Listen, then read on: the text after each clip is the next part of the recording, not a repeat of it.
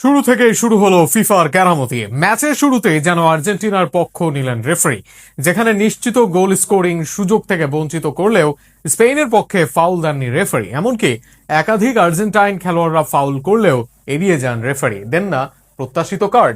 শুরুতেই আর্জেন্টিনার পক্ষে রেফারির কাণ্ড নিয়ে থাকছে প্রতিবেদনে।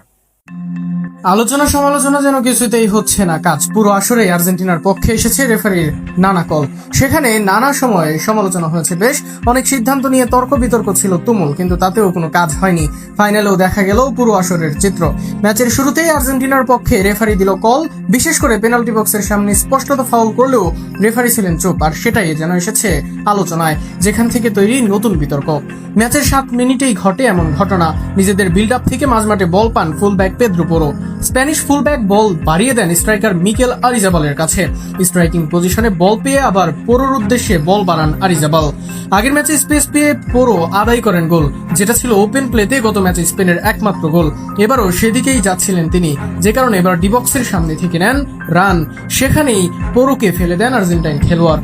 পোরোকে থামাতে না পেরে ফেলে দেওয়া হয় পেছন থেকে। এরপর নিয়ন্ত্রণ হারিয়ে পড়ে যান এই ফুলব্যাক, কিন্তু সেখানে বাজেনি রেফারির বাঁশি। একাধিক স্প্যানিশ খেলোয়াড় হাত তুলে আবেদন করলেও